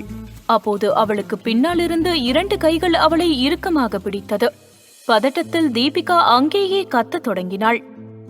யாரு? என்ன விடுங்க, ஏன் இப்படி நடந்துக்கிறீங்க? ஹெல்ப் பண்ணுங்க, யாராவது ஹெல்ப் பண்ணுங்க. எதிரிலிருந்த கண்ணாடியில் பார்த்த அவளுக்கு பயங்கர அதிர்ச்சியாக இருந்தது. அவளுடைய இடுப்பை தழுவிய கைகள் தருணுடையது. அதிர்ச்சியில் அவன் கைகளை தன் உடலிலிருந்து விலக்க முயன்றாள். அவளால் முடியாததால் இன்னும் அதிக சத்தமாக கத்தத் தொடங்கினாள். தீபிகா, நான் தான். நீ எதுக்கு கத்துற? இதை நீ எதுக்கு பெரிய விஷயமா எடுத்துக்கிற? நம்ம 2 பேருக்கும் சீக்கிரமா கல்யாணம் நடக்க போகுது. தருண், முதல்ல கையை எடுங்க. அந்த இடத்துல உட்கார கூட முடியலன்னு சாஞ்சு படுத்து இருந்தீங்க. இப்போ இவ்வளவு தூரம் உங்களால எப்படி நடந்து வர முடிஞ்சது? அப்ப நடிச்சீங்களா இல்ல அதிக போதையினால இப்படி பைத்தியக்காரத்தனமா நடந்துக்கிறீங்களா? நான் இவ்ளோ குடிச்சதுக்கு காரணமே நீதான். உனக்கு என் மேல இன்ட்ரெஸ்ட் இருக்குன்னு சொல்லியிருந்தா நான் இதை பண்ணிருக்கவே மாட்டேன். நீ பண்ற எல்லாமே எனக்கு கஷ்டமா இருக்கு. இங்க வர்றது பிடிக்கல, என் ஃப்ரெண்ட்ஸை பாக்குறது பிடிக்கல, அவங்க கிட்ட பேசுறது பிடிக்கல, பார்ட்டில வந்து டான்ஸ் ஆடினா அதுவும் பிடிக்கலன்னு சொல்ற. ஏன் தீபிகா அப்படி நடந்துக்கிற? கொஞ்சமாவது என்ன நினைச்சு பாரு. நான் பாவம் தானே. உனக்காக நான் ஆஸ்திரேலியால இருந்து வந்திருக்கேன். ஆனா அதை நீ புரிஞ்சுக்காம என்ன அவாய்ட் பண்ற. உன்னை பார்த்ததும் எனக்கு பிடிச்சிருந்தது. உனக்கு என் மேல லவ் வரணுங்கிறதுக்காக தான் நான் உன் கூடவே இருக்கேன். உன்கிட்ட இப்படிலாம் நடந்துக்கிறேன். ஆனா நீ புரிஞ்சுக்காம பேசுற. என்ன பைத்தியக்காரத்தனமா பேசுறீங்க? இப்படி எல்லாம் நடந்துகிட்டா லவ் வருமா? யார் சொன்னாங்க? அது என்னோட இஷ்டம். அது எனக்கு தோணி வரணும். நீங்களா சொல்லி எனக்கு வரக்கூடாது. முதல்ல இங்க இருந்து போங்க தருண். என்ன விடுங்க. ஹெல்ப், யாராவது ஹெல்ப் பண்ணுங்க ப்ளீஸ். யாராவது வாங்களே. அந்த சமயம் பக்கத்தில் இருந்த ஜென்ஸ் டாய்லெட்டில் 2-3 நபர்கள் நின்று பேசிக் கொண்டிருந்தார்கள். அவர்களுக்கு ஒரு பெண் கத்தும் சத்தம் கேட்டதும் அங்கிருந்து வேகமாக கதவை திறந்து கொண்டு வெளியே வந்து பார்த்தார்கள். ஏதோ பொண்ணு கத்துற சத்தம் வந்துச்சுல்ல, எங்க இருந்து வருது? வாங்க பக்கத்துல லேடிஸ் வாஷ்ரூம் போய் பார்க்கலாம். அவர்கள் சங்கடப்பட்டுக் கொண்டே அந்த வாசலுக்கு வெளியே நின்றார்கள். ஆனால் அந்த பெண்ணின் சத்தம் விடாமல் வந்து கொண்டே இருக்கவும் அந்த கதவை திறந்து கொண்டு உள்ளே வந்தவர்களுக்கு அதிர்ச்சியாக இருந்தது. லேடிஸ் ரெஸ்ட் ரூமிற்குள்ளே ஒரு பெண்ணை ஒரு ஆண் பலவந்தமாக பேசிக்கொண்டு அவளுடைய ஆடைகளை பிடித்து இழுத்து கொண்டும் அவளை இறுக்கமாக பிடித்துக் கொண்டும் இருந்தான். உள்ளே வந்தவன் கத்திக்கொண்டு அந்த ஆணை பிடித்து இழுக்க தொடங்கினான். ப்ளீஸ், என்னை எப்படியாவது காப்பாத்துங்க. இவன் போதையில என்கிட்ட இப்படி நடந்துக்கிறான். தீபிகா பேசியதும் அந்த குரலை எங்கோ கேட்டது போல அந்த நபருக்கு இருந்தது. அந்த உள்ளே நுழைந்த நபர் தனக்கு முன்னால் இருந்த ஆணின் கையை பிடித்து வேகமாக இழுக்கவும் அவனோடு சேர்ந்து தீபிகாவும் திரும்பினாள். பார்த்த அந்த நபருக்கு மிகுந்த அதிர்ச்சியாக இருந்தது. தீபிகா தன்னுடைய கண்களை விரித்து அந்த நபரை பார்த்தாள். ஈஸ்வர்! அதிர்ச்சியில் இதுவரை கத்திக் கொண்டிருந்தவள் தன்னுடைய எச்சிலை விழுங்கி ஈஸ்வரை வெறிக்க பார்த்தாள். தனக்காக உதவ அந்த ரூமிற்குள் வந்த நபர் ஈஸ்வர்தான் என்று அவளுக்கு தெளிவாக தெரிந்தது. அவளை இந்த இடத்தில் எதிர்பார்க்காத ஈஸ்வர், தீபிகா நீ எப்படிங்க? ஈஸ்வர், அதெல்லாம் அப்புறமா பேசிக்கலாம். முதல்ல இவன் கையை எடுத்து விடு. என்னால இவனை மேனேஜ் பண்ண முடியல. ப்ளீஸ் ஹெல்ப் பண்ணு. ஈஸ்வர் எவ்வளவு முயன்றும் தருணின் கைகளை தீபிகாவின் மீதிருந்து அகற்ற முடியவில்லை. கோவத்தில் தருணை கண்டபடி அடித்து அவனுடைய கைகளை தீபிகாவிடமிருந்து பிரித்து விட்டான். ஈஸ்வர் பிடித்து இழுத்ததில் தருண் வேகமாக பின்னாலிருந்த சுவற்றில் போய் மோதி கீழே விழுந்தான். தருண் அங்கிருந்தவர்களை பார்த்து அவ்வளவு போதையிலும், லேய், யாரா நீ? அவ என்னோட ஃபேன்ஸு. அவகிட்ட நீ என்னடா பண்ணிட்டு இருக்க? அவகிட்ட தப்பா நடந்துக்க பாக்குறியா? மரியாதையா போயிருங்க, உங்க எல்லாரையும் கொன்றுவேன். போதையில் தலைக்கால் புரியாமல் உளறிக் கொண்டிருந்தான். தருணை தீபிகாவிடமிருந்து விலக்கிய ஈஸ்வரை பார்த்து தருண் தவறாக பேச தொடங்கினான். இதை பொறுத்து கொள்ள முடியாத ஈஸ்வர் கோவத்தோடு தருணுக்கு பக்கத்தில் சென்று அவனை அடிக்க ஆரம்பித்தான். ஆனால் என்ன நடக்கிறது என்றே புரியாமல் தரையில் விழுந்து கிடந்த தருண் ஏதேதோ உளறிக் கொண்டிருந்தான். ஈஸ்வர், போது விடு. அவனை அடிச்சு எதுவும் ஆக போறதில்ல. அவனுக்கு இங்க என்ன நடக்குதுன்னே புரியல. என்ன விடு தீபிகா, நான் அவனை கொன்னு போட்டுடுறேன். அவன் உன்கிட்ட இப்படி நடந்துக்க எவ்வளவு தைரியம்? உன் ஃபேன்சின்னு சொல்றான். ஆமா, நீ எப்படி இந்த பப்புக்கெல்லாம் வந்த? இவன் கூட வந்த? உன் வீட்டுல உன்னை எப்படி இதுக்கெல்லாம் அலோவ் பண்றாங்க? ஈஸ்வர், நம்ம இத பத்தி அப்புறம் பேசலாம். முதல்ல இங்க இருந்து வெளியே போகலாம். மச்சான், எனக்கும் தீபிகா சொல்றது கரெக்ட்னு தோணுது. இவனை நம்ம அப்புறம் பாத்துக்கலாம். முதல்ல நீ தீபிகா இங்க இருந்து கூட்டு போ. சரி தீபிகா, நீ உன்னோட ட்ரெஸ் எல்லாம் சரி பண்ணிட்டு ஃபேஸ் வாஷ் பண்ணிட்டு வெளியில வா. நான் வெயிட் பண்றேன். ஈஸ்வர் அங்கிருந்து நகர்ந்து வெளியே சென்று கதவுக்கு வெளியே காத்திருந்தான். ஈஸ்வரின் நண்பர்கள் அவனை இழுத்து கொண்டு வந்து பாத்ரூமிற்கு வெளியே போட்டார்கள். 5 நிமிடங்களுக்கு பிறகு தீபிகா அந்த வாஷ்ரூமிலிருந்து வெளியே வந்தாள். ஈஸ்வர், போகலாமா? வா தீபிகா. இருவருக்கும் இடையிலும் சில நிமிடங்கள் அமைதி நிலவியது. தீபிகா அந்த இடத்திலிருந்து ஈஸ்வருக்கு பின்னாலேயே அமைதியாகவே நடந்து கொண்டிருந்தாள். தீபிகா தனியாக நடந்து போவதை பார்ட்டியில் டான்ஸ் ஆடிக்கொண்டிருந்த தருணின் நண்பன் பார்த்தான். தீபிகா யார் பின்னாடி போறா? அவன் கண்டிப்பா தருண் கிடையாது. அப்ப தருண் எங்க போனா? யோசித்துக் கொண்டு மறுபடியும் கண்டுகொள்ளாமல் பார்ட்டியில் அவனுடைய டான்ஸை தொடர்ந்தான். தீபிகாவும் ஈஸ்வரும் அங்கிருந்து வெளியே வந்தார்கள். அங்கே முன்னால் இருந்த ஹாலுக்கு வெளியே தீபிகாவை வெயிட் செய்ய வைத்துவிட்டு ஈஸ்வர் கார் பார்க்கிங்கிற்கு சென்று தன்னுடைய காரை எடுத்து வந்தான். அந்த ஹாலுக்கு முன்பாக வந்து கார் நின்றதும் தீபிகா அந்த காரின் கதவை திறந்து அதில் ஏறி முன் சீட்டில் அமர்ந்தாள். இருவரும் சில நிமிடங்கள் பேசாமல் அமைதி காத்தார்கள். தீபிகாவிற்கு என்னதான் ஈஸ்வரின் மேல் அதிக கோபம் இருந்தாலும் இந்த நேரத்தில் அவன் செய்த உதவியால் தன்னுடைய மௌனத்தை கலைத்து அவனிடம் பேசத் தொடங்கினாள். வெளியில் வேடிக்கை பார்த்து கொண்டிருந்தவள் தன்னுடைய பார்வையை ஈஸ்வர் மீது திருப்பினாள். ஈஸ்வர், ரொம்ப தேங்க்ஸ். நீ வராட்டி அங்க என்ன நடந்திருக்குனே தெரியல. அத நினைச்சாலே எனக்கு ரொம்ப பயமா இருக்கு. கடவுளா பார்த்து நல்ல நேரத்துக்கு உன்னை அனுப்பி வச்சிருக்காருன்னு தான் நான் சொல்லணும். கடவுள் அனுப்பல, என்னோட ஃப்ரெண்ட்ஸ் தான் ஸ்மோக் பண்ணலான்னு என்ன வாஷ்ரூமுக்கு கூட்டு வந்தாங்க. அப்போ நீ என் ஃப்ரெண்ட்ஸுக்கு தான் தேங்க்ஸ் சொல்லணும். ஈஸ்வர், ஸ்மோக் பண்றதுக்காக தான் நீ அங்க வந்தியா? ஆமா தீபிகா, இந்த பப்புக்கு வரும்போது என் ஃப்ரெண்டு முன்னாடி போற பொண்ணு தீபிகா மாதிரியே இருக்குன்னு சொன்னான். எனக்கு டக்குன்னு உன் ஞாபகம் வந்துச்சு. அதனால உனக்கு ஃபோன் பண்ணிட்டே இருந்தேன். நீ ஃபோனை எடுக்கல. எனக்கு அப்செட் ஆயிடுச்சு. எனக்கு ட்ரிங்க் பண்ணவும் தோணல. நான் அமைதியா உட்காந்துட்டு இருந்தேன். நான் டென்ஷன்ல இருக்கிறத பார்த்துட்டு என் ஃப்ரெண்டு வா நம்ம பாத்ரூம் போய் ஸ்மோக் பண்ணிட்டு வரலான்னு கூப்பிட்டான். அதனால தான் நான் வந்தேன். அங்க வந்தா யாரோ கத்துற சத்தம் கேட்டுச்சு. யாரோ ஒரு பொண்ணு கரப்பாம்பூச்சியை பார்த்து பயப்படுறான்னு நினைச்சு உள்ள வந்து பார்த்தா நீ நிக்கிற. உன் கூட அந்த காவாலி பையன். என்னத்த சொல்றது, ஷாக் ஆயிட்டேன். ஈஸ்வரின் பேச்சை கேட்ட தீபிகா லேசாக சிரிக்க ஆரம்பித்தாள். அப்பா, சிரிச்சிட்டியா? என் மேல இருக்க கோவம் எல்லாம் போயிருச்சா? கோவம் எல்லாம் போகல. இந்த அளவுக்கு நடந்திருக்குன்னா அது எல்லாத்துக்கும் காரணம் நீதான். அதனால உன் மேல இருக்க கோவம் எப்பவுமே மாறாது. சரி, கோவத்தை எல்லாம் கொஞ்சம் ஓரமா வச்சுக்கோ. நீ எப்படி இங்க வந்த? அவன் தான் தருண். அவன் உன்னை ஃபேன்சின்னு சொன்னதுல இருந்தே அவன் தான் தருண் எனக்கு தெரிஞ்சிருச்சு. நீ எப்படி இங்க வந்த? எப்படி வந்திருப்பேன்? அவன் கூட தான் வந்த. ஈஸ்வர் வேகமாக காரில் பிரேக் அடித்து நிப்பாட்டினான். அவனை பிடிக்கல, உன்னாலதான் இந்த கல்யாணம் நடக்க போகுது அப்படி இப்படின்னு தாம் தும்னு குதிச்ச. இப்ப அவன் கூட பப்பு வர வந்திருக்க. உனக்கு அவனை பிடிக்க ஆரம்பிச்சிருச்சா? ஐயோ ஈஸ்வர், புரியாம எதுவும் பேசாத. அவன் வீட்டுக்கு வந்து அப்பா கிட்ட கேட்டதும் அப்பா அது இதுன்னு சொன்னாரு. நான் எவ்வளவோ முடியாதுன்னு சொல்லி பார்த்தேன். இந்த கலாச்சாரத்தையும் கத்துக்கோ அப்படி இப்படின்னு ஏதேதோ பேசி அடாத குறையா என்னை இங்க அனுப்பி வச்சிட்டாரு. அவர் சொல்றதை என்னால மீற முடியல. இங்க வந்தா அந்த தருணும் அதுக்கு மேல மூக்கு முட்டை குடிச்சிட்டு அவன் பாட்டுக்கு படுத்துதான் கிடந்தான். நான் ரெஸ்ட் ரூம் வரேன்னு சொன்னதும் திடீர்னு வந்து இந்த மாதிரி நடந்துக்கிட்டான். ஷாக் உனக்கு மட்டும் இல்ல, எனக்கும் தான் இருந்துச்சு. அவன்கிட்ட இப்படி ஒரு பிஹேவியரை நான் நினைச்சு கூட பார்க்கல. இனிமே அவன் மூஞ்சில நான் எப்படி முடிப்பேன்? அவனை பார்த்தாலே எனக்கு இரிட்டேட் ஆகுது. தீப்ஸ், கோவப்படாத. ஆனா உங்க அப்பா தான் இவன் கூட உன்னை பப்புக்கு அனுப்பி வச்சாருன்னு சொன்னா என்னால நம்ப முடியலப்பா. எங்க தீபிகா எவ்வளவு நல்ல குழந்தை. அவளை இந்த மாதிரி இடத்துக்கெல்லாம் ஒரு அப்பாவே அனுப்பி வைப்பாரா? என்னதான் ஒரு பில்லியனரா அஜய் மல்ஹோத்ராவா இருந்தாலும் உனக்கு அப்பா தானே.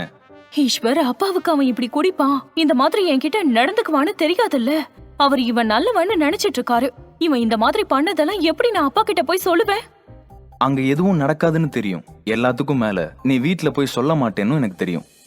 ஏதாவது ப்ரூஃப் இல்லாம தருணுக்காக பேச முடியாது தீபிகா. நீ வார்த்தைக்கு வார்த்தை ஒன்னாலதான் என்ன பிளேம் பண்றப்பெல்லாம் எனக்கு ரொம்ப கஷ்டமா இருக்கு.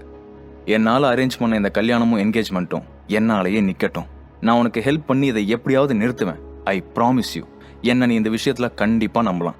அப்புறம் தயவு செஞ்சு ஃபோன் பண்ணா எடு, சரியா? இதுக்கு முன்னாடியே நீ போனை எடுத்து நான் இங்கதான் ஈஸ்வர் இருக்கேன்னு சொல்லியிருந்தா இந்த அளவுக்கு ஆயிருக்காது. நான் உன் போனை எடுத்திருந்தா இந்த தருண் இவ்வளவு கேவலமானவன்னு உனக்கும் தெரிஞ்சிருக்காது, எனக்கும் தெரிஞ்சிருக்காது. அவன் உருட்டுறதெல்லாம் கேட்டுட்டு நல்லவன்னு நானும் நம்பி இருப்பேன். அதுவும் ஒரு விதத்துல கரெக்ட் தான்.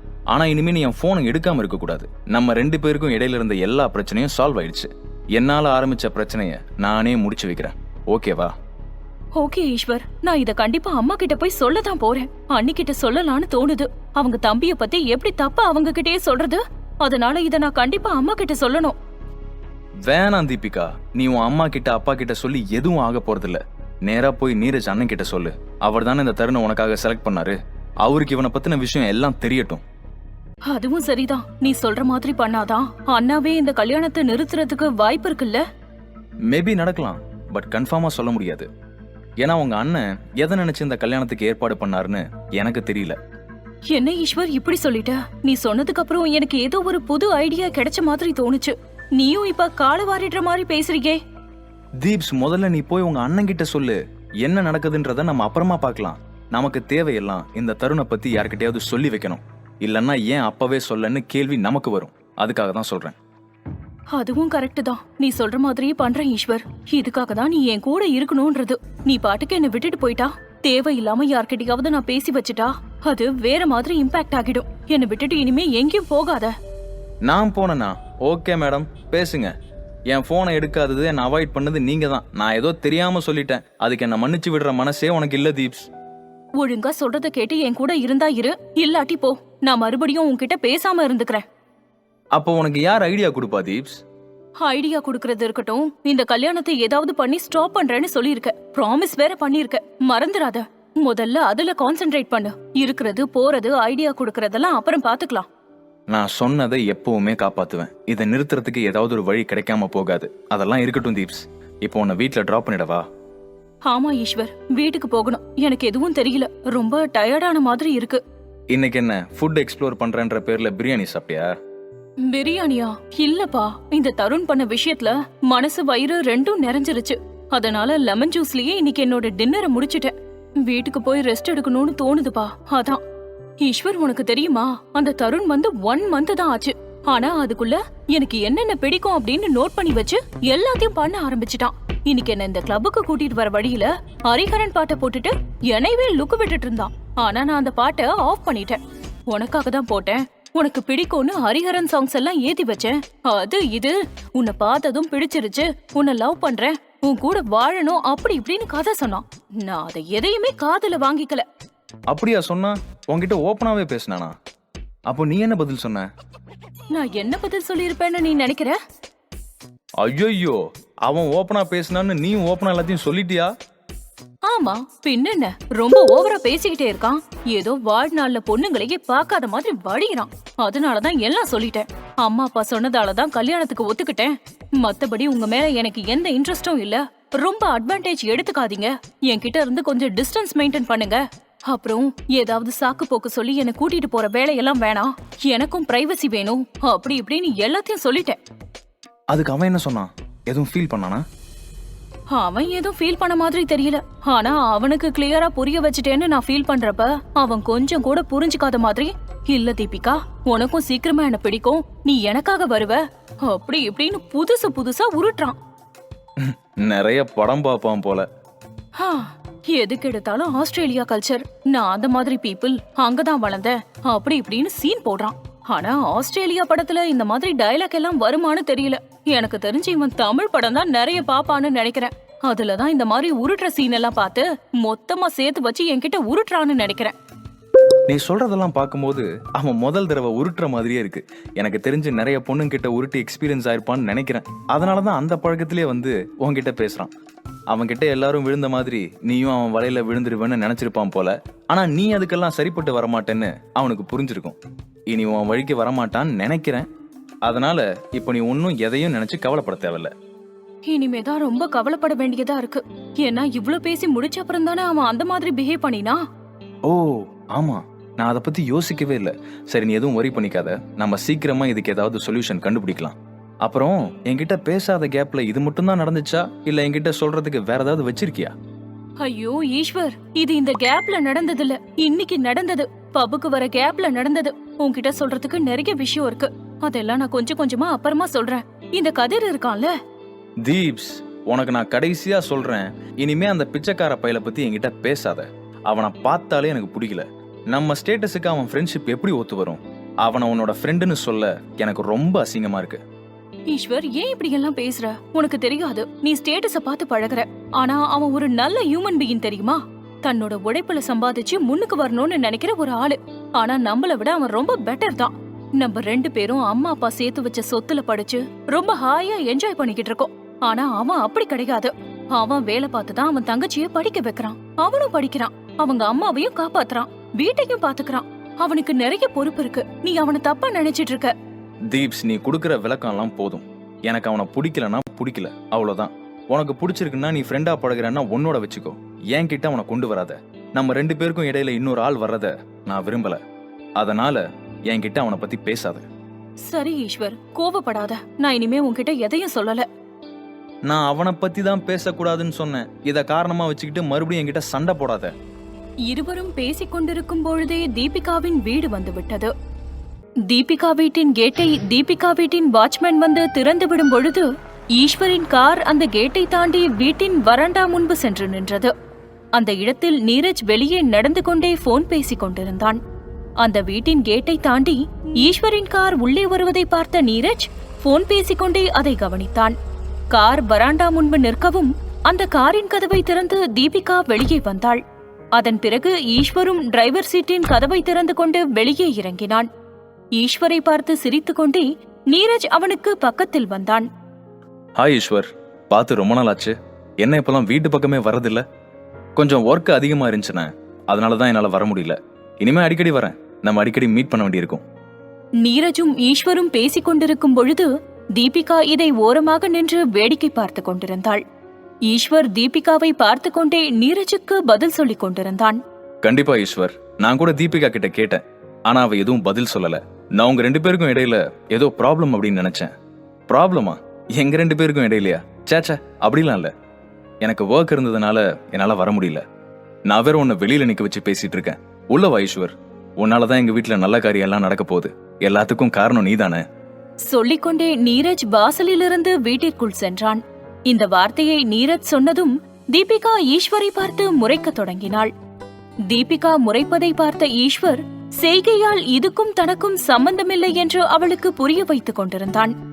வீட்டிற்குள் சென்றதும் சோஃபாவில் அஜய் உட்கார்ந்து கொண்டிருக்க சரளா கிச்சனிலிருந்து அஜய் மல்கோத்ராவிற்கு பிளாக் காஃபி கொண்டு வந்து கொடுத்தாள்.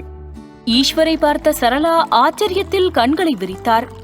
பாப்பா ஈஸ்வர், என்ன ரொம்ப நாளா இந்த பக்கம் ஆளையே காணோம்? உன் ஃப்ரெண்டுக்கும் உனக்கும் சண்டைனா இந்த பக்கம் வரமாட்டியா என்ன? ஆண்டி, அப்படியெல்லாம் எதுவும் இல்ல. எனக்கு கொஞ்சம் வேலை இருந்தது, அதனாலதான் வரல. அப்பாவோட பிசினஸ் நானும் கொஞ்சம் கேர் பண்ணிக்கணும் இல்லையா, அதனாலதான் என்னால வர முடியல. மத்தபடி அவளுக்கும் எனக்கும் எந்த பிரச்சனையும் இல்ல. நீ ஈஸியா சொல்லிடலாம் ஈஸ்வர். ஆனா உனக்கும் அவளுக்கும் சண்டைன்னா நீங்க சொல்லாமலே எங்களுக்கு தெரிஞ்சிடும். அவ உன் கூட பேசாட்டினா யாரு கூடயும் சரியா பேச மாட்டா, சரியா சாப்பிட மாட்டா, அதிகபட்சம் ரூமை விட்டே வெளியே வர மாட்டா. இவ்ளோ ஏன், லண்டன்ல இருந்தப்போ கூட நீ சண்டை போட்டேன்னு சொல்லி எங்க எல்லார்கிட்டயும் பேசாம தான் இருப்பா.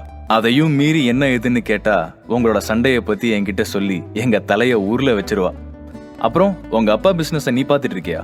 என்ன சொல்லவே இல்ல? ஆமா அங்கிள், அப்பப்போ போயிட்டு வந்துட்டு தான் இருக்கேன். கொஞ்சம் ஹெல்ப் பண்ண மாதிரியும் இருக்கும், நானும் பிசினஸ பாத்துக்கிட்ட மாதிரி இருக்கும் இல்லையா. அப்பாவும் நான் பிசினஸ்குள்ள வரணும்னு தான் நினைக்கிறாரு. ரொம்பவே சந்தோஷமா இருக்கு ஈஸ்வர் நீ இதெல்லாம் சொல்லி கேட்கும் போது. அப்புறம் அங்கிள், உங்க ஹெல்த் எல்லாம் எப்படி இருக்கு? எல்லா டேப்லெட்ஸும் சரியா எடுத்துக்கிறீங்களா?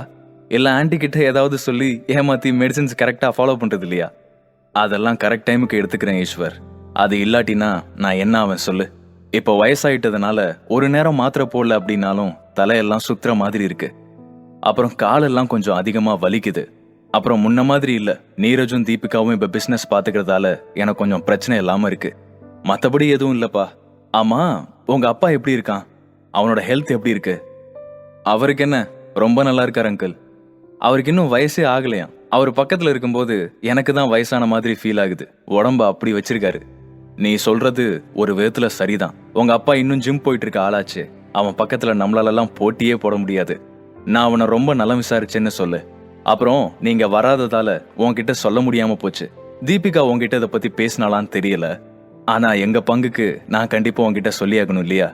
அதனால சொல்றேன், தீபிகாவுக்கு சீக்கிரமா என்கேஜ்மெண்ட் பண்ண போறோம். உனக்கு தெரியுமாப்பா? அப்படியா? ரொம்ப சந்தோஷம் அங்கிள். யார் மாப்பிள்ள?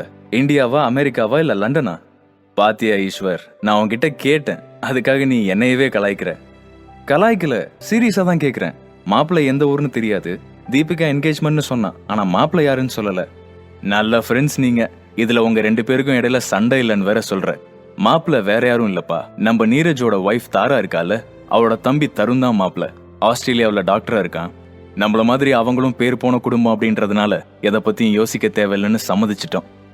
நான் கூட இதை பத்தி யோசிக்கல. என் பார்வைக்கு இன்னும் தீபிகா சின்ன பொண்ணாதான் தெரிஞ்சா. ஆனா ஒரு அண்ணனா இந்த கடமையெல்லாம் பாத்துக்க வேண்டியது நீரஜ் தானே. அவன் தான் இதை பத்தி என்கிட்ட சொன்னான். நானும் சரளா கிட்ட பேசும்போது அவளுக்கும் இதுல ரொம்பவே சந்தோஷம். அதனால உடனே சரின்னு சொல்லிட்டோம். இப்போ இந்த என்கேஜ்மெண்ட்காக தான் தருண் ஆஸ்திரேலியால இருந்து வந்திருக்கான். கண்டிப்பா நீ ஒரு நாள் அவரை மீட் பண்ணணும். உனக்கு அவரை ரொம்ப பிடிக்கும். நீயே சொல்லுவ தீபிகாவுக்கு ஏத்த மாப்பிள்ள அப்படின்னு. ஈஸ்வருடன் தருணை பற்றி பேசிக் கொண்டிருக்கும் போதுதான் அஜய்க்கு தீபிகா தருணுடன் பப்புக்கு போனது ஞாபகத்துக்கு வந்தது. உடனே தீபிகாவின் பக்கம் திரும்பினார். அம்மா தீபிகா, நான் கேட்க மறந்துட்டேன். நீ தருணோட ஃப்ரெண்டு பர்த்டேவுக்கு தருண் கூட தானே OMR பப்புக்கு போன. ஆனா இப்ப வரும்போது ஈஸ்வர் கூட வர, ஏன் தருண் வந்து உன்னை டிராப் பண்ணலையா? அது வந்துப்பா அங்கிள், அவர் ஏதோ இம்பார்ட்டண்டா எங்கேயோ வெளியே போகணும்னு கிளம்பிட்டாரு. தீபிகா அங்கிருந்து வரணுன்றதுக்காக எனக்கு கால் பண்ணதும் நான் அவளை அங்கிருந்து வீட்டுக்கு கூப்பிட்டு வந்துட்டேன். அப்போ நீ தருணை மீட் பண்ணலையா ஈஸ்வர்? இல்ல அங்கிள், நான் மீட் பண்ணல. அவர் தீபிகா கிட்ட சொல்லவும் தீபிகா எனக்கு கால் பண்ணா. ஆனா நான் அங்க போறதுக்குள்ள அவர் ஏதோ இம்பார்ட்டண்டா வேலை இருக்குன்னு அங்கிருந்து கிளம்பிட்டாரு. அன்பார்ச்சுனேட்லி என்னால அவரை மீட் பண்ண முடியல. So sad. ரொம்ப நல்ல பையன் தெரியுமா. நம்ம தீபிகா மாதிரியே வசதிக்கும் ஆளுக்கும் சம்பந்தமே இருக்காது. ரொம்ப டவுன் டு எர்த் பர்சன். எல்லார்கிட்டையும் பழகிற ஒரு நல்ல ஆள். நல்லா படிக்கிற பையன். எல்லாத்துக்கும் மேல நல்ல குணமான பையன். அதனாலதான் நான் அவனை பத்தி நீரஜ் சொன்னதும் உடனே ஓகே சொல்லிட்டேன். ஈஸ்வரும் தீபிகாவும் எதிரெதிர் சோஃபாவில் உட்கார்ந்திருந்தார்கள்.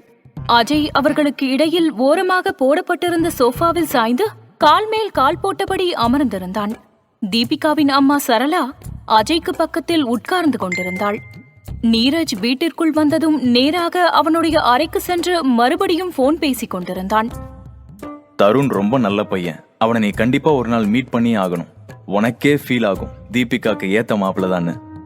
கண்டிப்பா மீட் பண்ணுவோம் அங்கிள். அப்புறம் என்கேஜ்மெண்ட் எப்போ எனக்குன்னு ஃபிக்ஸ் பண்ணிட்டீங்களா? டேட் என்ன?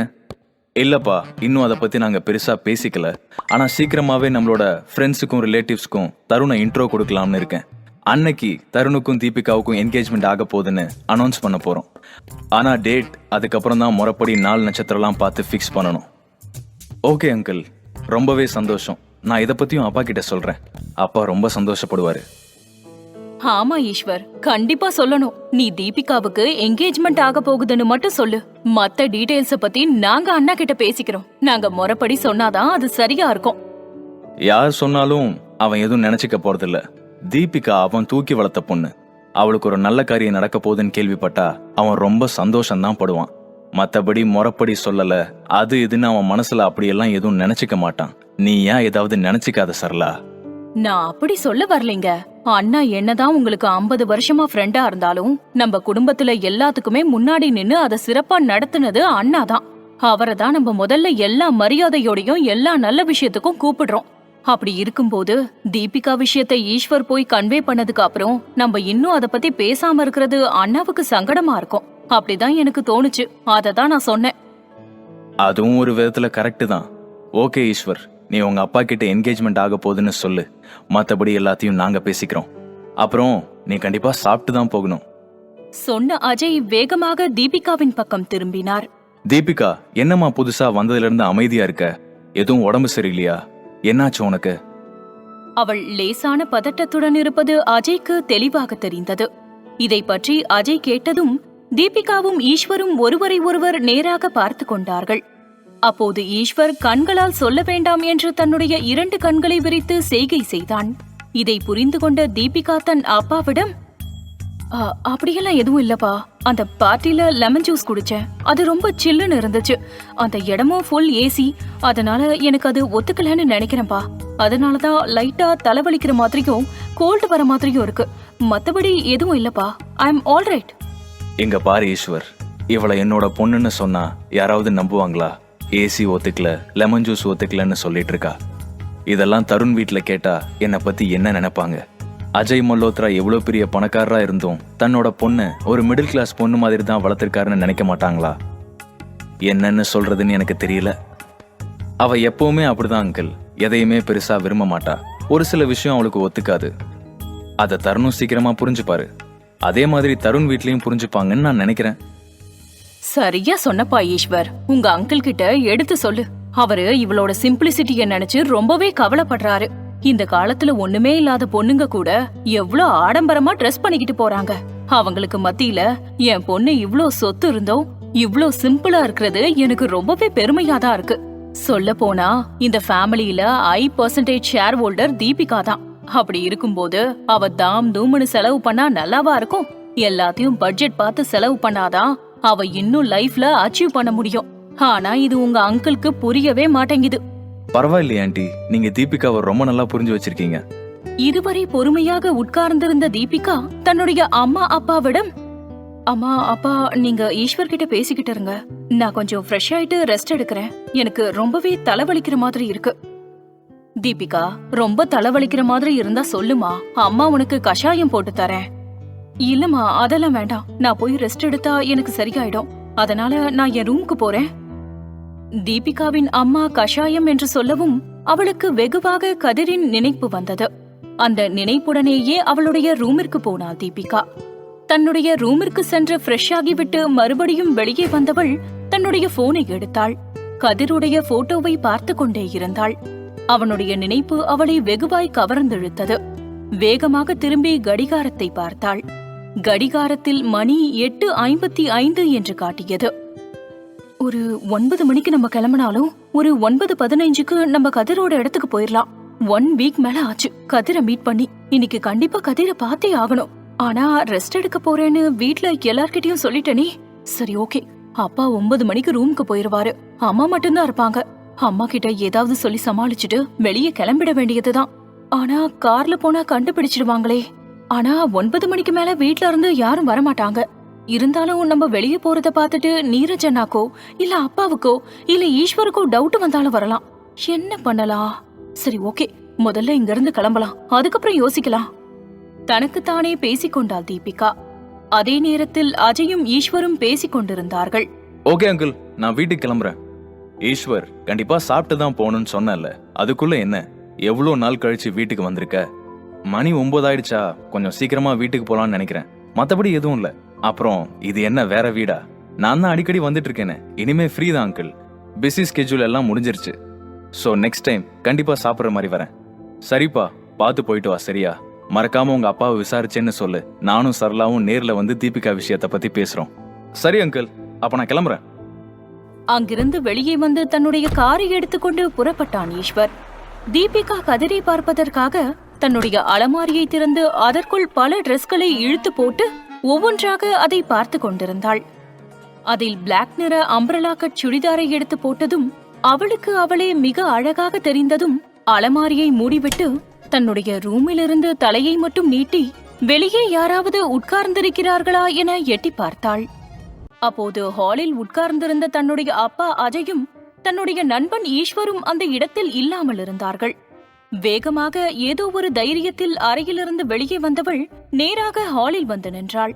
தீபிகா எங்கோ செல்வது போல் ரெடியாகி வெளியே வந்ததை பார்த்த சரளா அவளை நோக்கி கேள்வி கேட்டார். தீபிகா, இந்த நேரத்துல கிளம்பி இருக்க? எங்க போற?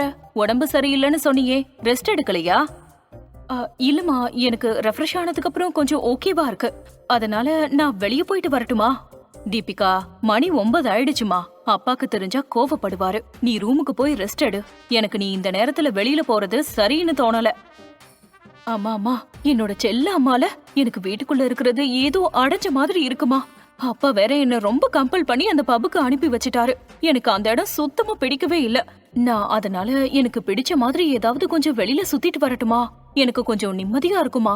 அப்பதான் என்னால நிம்மதியாவும் தூங்க முடியும். அதுக்காக தான் கேக்குறேன். அப்பாவுக்கு தெரியாம நீ பாத்துக்கோமா பிளீஸ்மா, எனக்காக. சரி, நான் ஓகே சொல்றேன். ஆனா சீக்கிரமா போயிட்டு அதே மாதிரியே கொஞ்ச நேரத்துல வீட்டுக்கு வந்துடணும் சரியா? முக்கியமா அப்பாவுக்கு தெரியாம பாத்துக்கோ. தெரிஞ்சா என் மேலயும் சேர்த்து கோவப்படுவாரு. உன்னால நானும் திட்டு வாங்குறதுக்கு தயாரா இல்ல, ஓகேவா? ஓகேமா, ரொம்ப தேங்க்ஸ். நீங்களும் அப்பாவுக்கு தெரியாம பாத்துக்கங்க. நான் சீக்கிரமா போயிட்டு சீக்கிரமா வந்துடுறேன். பாய்மா, போயிட்டு வரேன். தன்னுடைய அம்மாவிடம் அனுமதி பெற்று வெளியே வந்தவள் காரை அவளே எடுத்துக்கொண்டு புறப்பட்டாள். அவள் வீட்டு வாட்ச்மேனை வாசலில் பார்த்ததும் அங்கு காரை நிறுத்தி கார் விண்டோவை இறக்கினாள். வாட்ச்மேன் அங்கிள், நான் வெளியில போயிருக்கேன்னு அப்பாவுக்கும் அண்ணாவுக்கும் தெரியாம பாத்துக்கங்க, சரியா? ஏதாவது கேட்டாலும் நான் போயிருக்கேன்னு சொல்லாதீங்க. அதையும் மீறி கேட்டா வேற ஏதாவது சொல்லி சமாளிச்சிருங்க ப்ளீஸ் அங்கிள். ஓகேம்மா, நான் எதுவும் சொல்ல மாட்டேன். நீங்க போயிட்டு வாங்க. ஆனா கொஞ்சம் சீக்கிரமா வந்துருங்கம்மா. என்ன வம்புல மாட்டி விட்டுறாதீங்க. அங்கிள், நீங்க தாராளமா என்ன நம்பலாம். என்னால உங்களுக்கு எந்த பிரச்சனையும் வராது. அதே மாதிரி உங்களால எனக்கு எந்த பிரச்சனையும் வராம பாத்துக்கங்க. அப்புறம் இனிமே உங்களோட ஹெல்ப் எனக்கு அடிக்கடி தேவைப்படும்னு நினைக்கிறேன். நம்ம 2 பேரும் ஒரு டீல் போட்டுக்கலாம், ஓகேவா? அப்புறம் யாராவது கேட்டா நான் பக்கத்துல இருக்கிற ஹோட்டல்ல போய் சாப்பிட போறேன்னு சொல்லுங்க, ஓகேவா? எந்த ஹோட்டல்னு கேட்டா தெரியாதுன்னு சொல்லிடுங்க. இதை கேட்டு அந்த வாட்ச்மேன் சிரித்து கொண்டு கேட்டார். சரிங்கம்மா, பார்த்து போயிட்டு வாங்க. Bye uncle. அங்கிருந்து காரில் புறப்பட்டாள் தீபிகா. இதை மாடியிலிருந்து 2 அழகான கண்கள் பார்த்து கொண்டே இருந்தது. அது வேறு யாரும் இல்லை, தாராதான். தீபிகா இரவு 9 மணிக்கு வெளியே செல்வதை பார்த்தாள் தாரா. உடனே நேராக நீரஜிடம் சென்றாள். இந்த நேரத்துல இந்த தீபிகா எங்க போறா? தருண் கூட தான் பப்புக்கு போனா. ஆனா மறுபடியும் ஈஸ்வர் கூட வந்ததா நீரஜ் சொன்னாரு. இந்த தருணுக்கு கால் பண்ண எடுக்கவே மாட்டேங்கிறான். வீட்டுக்கு போன் பண்ணா அவன் வீட்டுக்கு இன்னும் வரலன்னு அம்மா அப்பா சொல்றாங்க. எங்கதான் போய் தொலைஞ்சான்னு தெரியல. ஒருவேளை தருணை மீட் பண்ணதா போறாளா? இல்லனா ஈஸ்வர மீட் பண்றதுக்கு இருக்குமோ? அப்படியெல்லாம் இருக்காது. ஈஸ்வர் இப்பதானே வந்துட்டு போறான். வேற என்னவா இருக்கும்? எதுக்காக இவ இந்த நேரத்துல வெளியில போறா?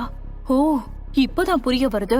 ஒருவேளை இவ அந்த ஏதோ தள்ளுவண்டி கடை நடத்துறானே அந்த பையனை பாக்குறதுக்கு போறாளோ? இத நம்ம இப்படியே விடக்கூடாது. சீக்கிரமா போய் நீரஜ் கிட்ட சொல்லணும். நீரஜ், சீக்கிரமா இங்க வாங்க. அதுவரை ஆபீஸில் கால் பேசிக் கொண்டிருந்த நீரஜ் போனை கட் செய்துவிட்டு தன்னுடைய போனில் விஜய் சித்து விளாக்ஸை பார்த்து சிரித்துக் கொண்டிருந்தான். நீரஜ், என்ன பண்ணிக்கிட்டு இருக்கீங்க? வீட்ல என்ன நடக்குதுன்னு தெரியாம நீங்க பாட்டுக்கு யூடியூப் பார்த்து சிரிச்சிட்டு இருக்கீங்களா? தாரா, நான் பாக்குறது யூடியூப் தான். ஆனா யூடியூப்ல விஜய் சித்து விளாக்ஸ். நீயும் பாரு, ரொம்ப காமெடியா இருக்கும். நான் ஸ்ட்ரெஸ்ஸா இருக்கும் போதெல்லாம் இத பார்த்து சிரிச்சிட்டு இருப்பேன். இங்க என்ன நடக்குதுன்னு புரியாம பேசாதீங்க. உங்க தங்கச்சி இந்நேரத்துல கார் எடுத்துட்டு எங்கேயோ வெளிய போறா. நீரஜ் போனை ஆஃப் பண்ணி தனக்கு பக்கத்தில் வைத்துவிட்டு ஆச்சரியத்துடன் தாராவை பார்த்தான். என்ன சொல்ற தாரா? தீபிகா வெளியில போறாளா? எங்க போறான்னு உனக்கு எதுவும் தெரியுமா? ஐயோ, எனக்கு அது தெரியாது. அதனாலதான் உங்ககிட்ட வந்து சொல்றேன். ஆனா வாட்ச்மேன் கிட்ட நின்னு ஏதோ பேசிட்டு போனா. அவரு சிரிச்சு அவளை வழி அனுப்பி வச்சாரு. நீ தருணுக்கு கால் பண்ணி அவனை என்னன்னு பார்க்க சொல்ல. நான் ஃபாலோ பண்ணி போனா அவ்வளவு சரியா இருக்காது. நான் இத பண்ணிருக்க மாட்டேன்னு நினைக்கிறீங்களா? நான் தருணுக்கு தீபிகா ஈஸ்வர் கூட வீட்டுக்கு வந்ததுல இருந்து கால் பண்ணிக்கிட்டு இருக்கேன். அவன் போன் ஸ்விட்ச் ஆஃப்னு வருது. வீட்டுக்கு போன் பண்ணாலும் அம்மா அப்பா அவன் இன்னும் வரலன்னு சொல்றாங்க. வேற எங்கேயாவது போய் ஃப்ரெண்ட்ஸ் கூட இருப்பான் போல. ஆனா அவனோட ஃப்ரெண்ட்ஸ் யார் நம்பரும் என்கிட்ட இல்ல. இதுல இந்த தீபிகா வேற இப்ப கார் எடுத்துட்டு வெளிய போறா. 9 மணிக்கு ஒரு பொண்ணுக்கு வெளியில என்ன வேலை? தாரா, சரி விடு, இத நான் பாத்துக்கிறேன். தாரா சொன்னதை கேட்டதும் நீரஜ் வேகமாக தன்னுடைய கார் சாவியை எடுத்துக்கொண்டு வீட்டிற்கு வெளியே வந்தான். தன்னுடைய காரில் ஏறி அங்கிருந்து புறப்பட்டான். அப்போது கேட் பக்கத்தில் சென்று வாட்ச்மேனை பார்த்தான். வாட்ச்மேன், தீபிகா இந்த நேரத்துல எங்க போறா? உன்கிட்ட ஏதோ சொல்லிட்டு இருந்தாலே. அது வந்து நீரஜ் சார், தீபிகா அம்மா பக்கத்துல இருக்கிற ஏதோ ஹோட்டலுக்கு சாப்பிட போறேன்னு சொல்லிட்டு போனாங்க. நான் சீக்கிரமா போயிட்டு வந்திருக்கேன்னு சொன்னேன். எந்த ஹோட்டல்னு சொல்லிட்டு போனாலா? ஐயோ, அதெல்லாம் கேட்கலையே சார். இதை கேட்ட நீரஜ் பதில் ஏதும் பேசாமல் காரை எடுத்துக்கொண்டு வேகமாக சென்றான். ஒரு வழியாக வேகமாக சென்று தீபிகாவின் காருக்கு பின்னால் சென்று கொண்டிருந்தான். தீபிகா தன்னுடைய வீட்டில் யாருக்கும் தெரியாமல் தான் காரை எடுத்துக்கொண்டு வந்தாள். ஆனால் நீரஜ் அவளுக்கு பின்னால் காரில் ஃபாலோ செய்வது அவளுக்கு தெரியாமல் இருந்தது. இருந்தாலும் அவள் மற்றவர்களின் பார்வையில் இவள் கதிரை பார்க்க செல்வது தெரியாமல் இருக்க வேண்டும் என்பதற்காக அவளுடைய காரை வீட்டிலிருந்து சில தூர தொலைவில் இருக்கும் ஒரு ஹோட்டலை வந்து காரை நிறுத்திவிட்டு அந்த ஹோட்டலுக்குள் சென்றாள். இதை தூரத்திலிருந்து பார்த்து கொண்டிருந்த நீரஜ் அந்த காரை ஹோட்டலுக்கு வெளியே நிறுத்திவிட்டு ஹோட்டலுக்குள் வந்தான். தீபிகா அந்த ஹோட்டலுக்குள் நுழைந்து அங்கு உள்ளே இருக்கும் ரெஸ்டாரண்ட்டுக்குள் ஒரு டேபிளில் சென்று அமர்ந்து கொண்டாள். அங்குள்ள மெனு கார்டை எடுத்து பார்த்து கொண்டிருந்தாள். இதை வாசலிலேயே நின்று வேடிக்கை பார்த்த நீரஜ் அங்கிருந்து வெளியே வந்து காரை எடுத்துக்கொண்டு வீட்டிற்கு புறப்பட்டான். ஆனால் தீபிகாவோ மெனு கார்டை பார்த்துவிட்டு அதை அந்த டேபிளின் மேல் வைத்துவிட்டு அங்கிருக்கும் சர்வரை கூப்பிட்டாள். சீக்கிரமா ஒரு மட்டன் பிரியாணி பார்சல் பண்ணி இங்க கொண்டு வாங்க. ஆர்டர் கொடுத்த தீபிகா தன்னுடைய போனை எடுத்து OMRல் இருக்கும் கதிரின் ஃபுட் ட்ரக்குக்கு ஒரு டாக்ஸியை புக் செய்தாள். அந்த கேப் டிரைவரிடமிருந்து கால் வந்தது. உடனே அந்த ஹோட்டலின் பின்வாசல் வழியாக வெளியே வந்தவள் அந்த கேபில் ஏறி OMR ஃபுட் ஸ்ட்ரீட்டிற்கு புறப்பட்டாள். அந்த கார் நேராக கதிரின் கடைக்கு முன்பாக சென்று நின்றது. அதிலிருந்து இறங்கியவள் நேராக கதிரின் கடைக்கு முன்பாக போடப்பட்டிருந்த ஒரு டேபிளில் சென்று அமர்ந்தாள். அங்கே ஒரே ஒரு இடம்தான் இருந்தது.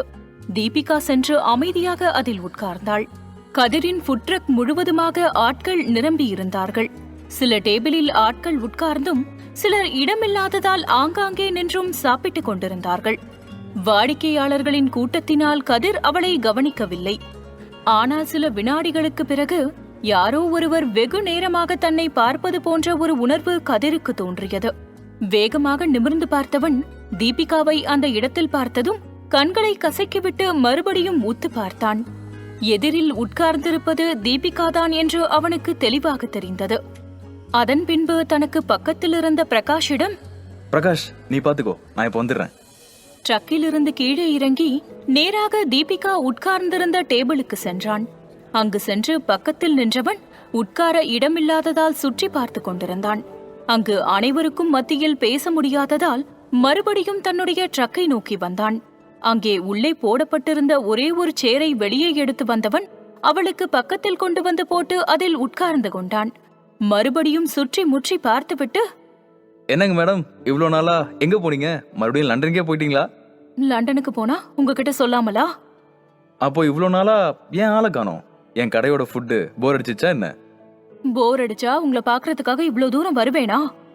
அதுவும் சரிதான். சரி, என்னவா மேடம் திடீர் வருகை?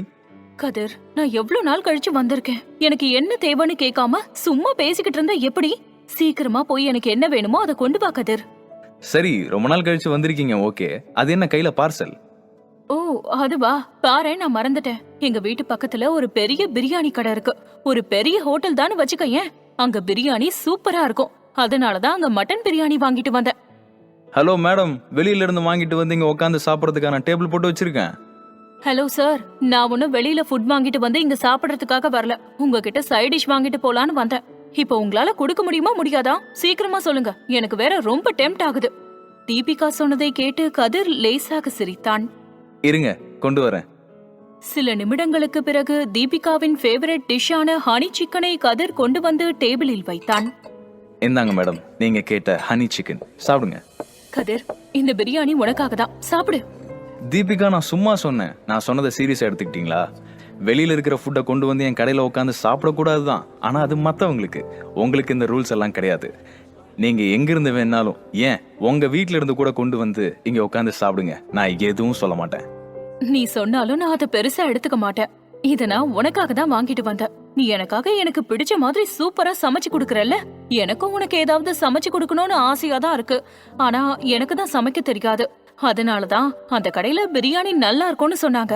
உனக்காக நான் மட்டன் பிரியாணி வாங்கிட்டு வந்தேன். எனக்காக இத சாப்பிடு ப்ளீஸ். இவ்வளோ சொல்றீங்க, சரி கொடுங்க.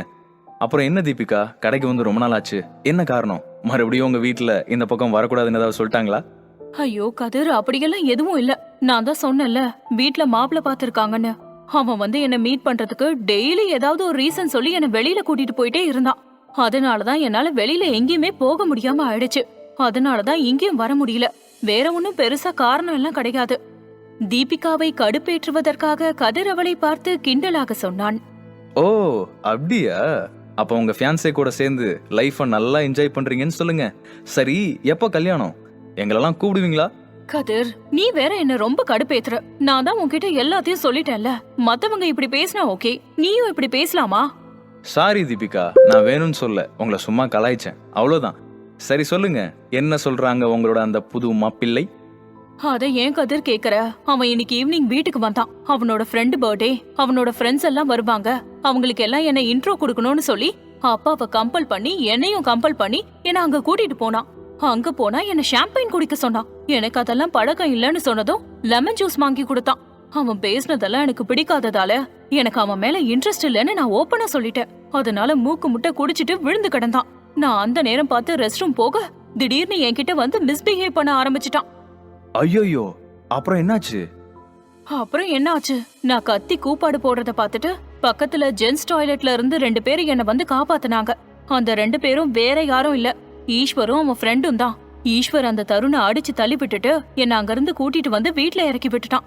எனக்கு ஓ நினைப்பாவே இருந்ததா? என்ன சொன்னீங்க? இல்ல, உங்களோட இந்த அணி சிக்கன் நினைப்பாவே இருந்ததா? அதனாலதான் கிளம்பி இங்க வந்துட்டேன். ஓ, ஓ அப்படியா? சரி சரி, எங்க போனாலும் பார்த்து பத்திரமா போங்க தீபிகா. இப்போ இருக்கிற பசங்கள்லாம் சரி கிடையாது, எல்லாரும் மோசமா தான் நடந்துக்கிறாங்க. சொல்ல போனா உங்க ஃப்ரெண்டு ஈஸ்வர் கிட்ட கூட நீங்க பார்த்து தான் நடந்துக்கணும். ஏன் கதிர் அப்படி சொல்ற? ஈஸ்வர் நீ நினைக்கிற மாதிரி கிடையாது. அவன் எனக்கு சின்ன வயசுல இருந்து ஃப்ரெண்டு. எனக்கு என்ன பிடிக்கும் பிடிக்காதுன்னு எங்க அம்மா அப்பாவை விட அவனுக்கு ரொம்ப நல்லா தெரியும். அப்புறம் எல்லா பசங்களும் அப்படி இல்ல, சில நல்ல பசங்களும் இருக்காங்க. கரெக்டு தான். இப்போ நீங்க சிக்கனை சாப்பிடுங்க, நான் போய் வியாபாரத்தை பார்க்குறேன். நம்ம டீட்டெயிலா அப்புறம் பேசலாம். அங்கிருந்து தீபிகா கொடுத்த பிரியாணியை கையில் எடுத்துக்கொண்டு நகர்ந்து ஃபுட் ட்ரக்கின் மேல் ஏறி அவனுடைய வேலையை பார்க்க ஆரம்பித்தான்.